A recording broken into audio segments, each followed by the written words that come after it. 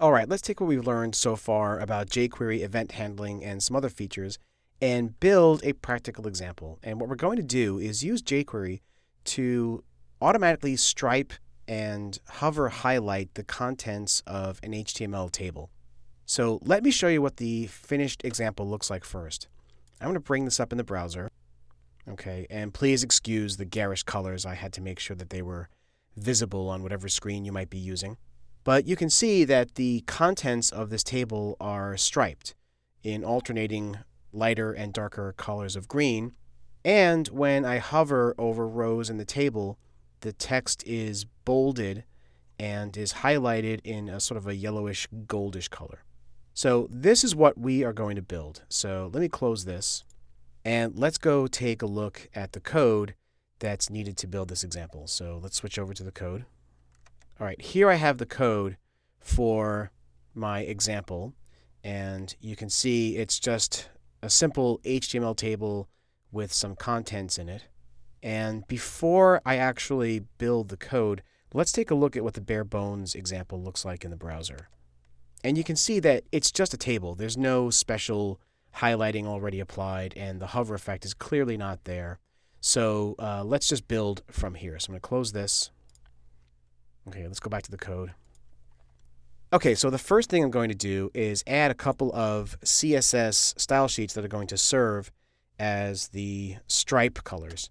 So I'm going to define a class called stripe1, and I'm going to define stripe1 as having a background color of, let's see, it's going to be very visible, so I'll just say #0f0, and then I'll copy this and make stripe2, and stripe2 is going to be background color of AFA.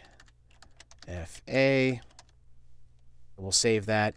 And then I need to make a CSS class that's going to serve as the hover highlight. So I'll name that .highlight. And the highlight color, what we're going to do is we're going to have a background color. Let's see, #FFCCOO. Yeah, that's a good, nice yellow color. And then we're going to add in font weight of bold. And that's going to make the text bold. Okay, so now we have the CSS styles. So let's go back up to the top of the document and fill out our jQuery function and logic to make this happen. So the first thing we're going to do is handle the striping.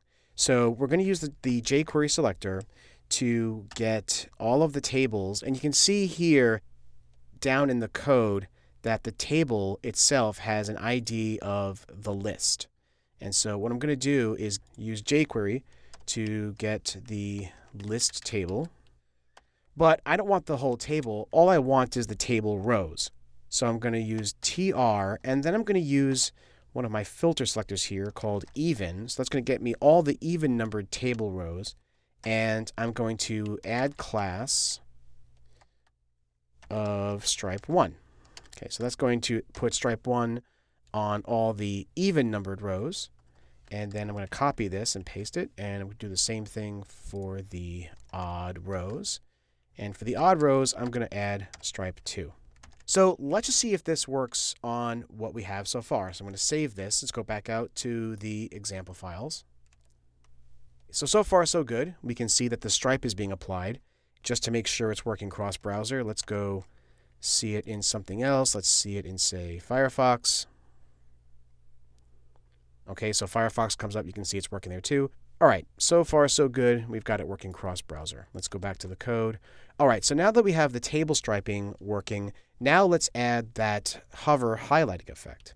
And so what we're going to do is, once again, we're going to get a reference to the table, which is the list. Now we're going to apply it only to all the table rows, not just the even and odd ones. But we're going to use the hover function. And remember that the hover function takes two arguments. So the first is going to be the function that we want to have happen when the mouse enters. And then we have another function, which is going to be what happens when the mouse leaves. So when the mouse enters, we're going to say $this, which is, at this point is going to be the table row in question. So this dot toggle class And the class we're going to be toggling is the highlight class. And we're going to be doing the same thing down here in the second function. So now we've got our hover highlighting effect as well.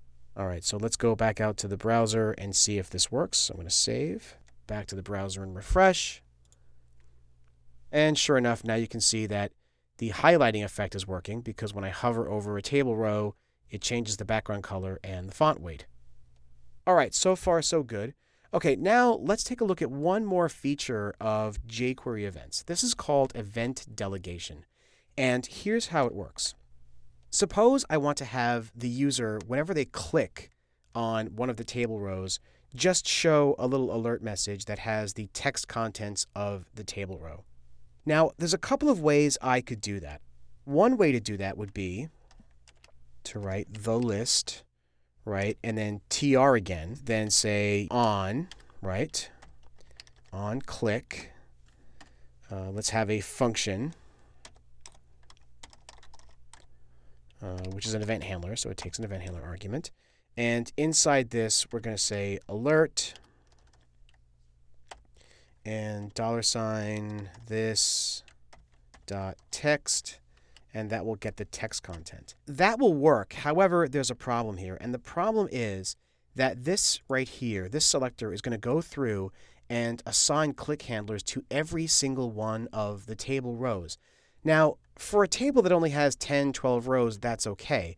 But imagine I had a table with lots and lots of rows, or imagine this wasn't a table, it was a whole bunch of divs. That's going to create a whole bunch of event handlers on a whole bunch of objects that basically just do the same thing. What I'd like to be able to do is take advantage of something called event bubbling in the browser and just tell jQuery that whenever an event comes from a certain kind of element but makes its way back up to the element's parent, have the parent handle the event, but only if it came from a certain kind of descendant. So what I'm going to say here is get me the table, and I'm going to attach the click handler to the table itself. But I'm going to use the delegate trick that we talked about earlier to say only handle events when they come from table rows.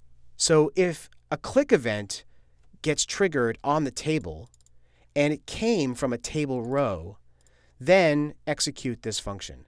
So now I've only got one event handler, and it's sitting on the top level parent table, and it's listening for click events that came from table rows. So rather than having, a table with 1,000 rows in it and having 1,000 separate click handlers, I've only got one click handler, and it's listening for clicks that come from within table rows. And browsers handle this automatically. When something like a click event happens on an element, and the element doesn't handle that event, such as a click, that click will then bubble up the DOM until it gets to a parent element, which does have an event handler. And so by attaching the event handler for click directly to the table itself, I only have one place where I need to listen for it. All right, so let's save, and let's go back out to the browser. Let's refresh. All right, so there is the striping, there's the hovering, and now when I click, you see I get an alert that has the text content of the row. In this case, it's bread, and it's 99 cents, and I can do it here. And you can see I'm getting different values for each one of the rows that I'm clicking on. So only one event handler, and it's listening for events from that particular table row. And that is what event delegation is all about. That brings us to the close of jQuery events. Time to move on to our next chapter.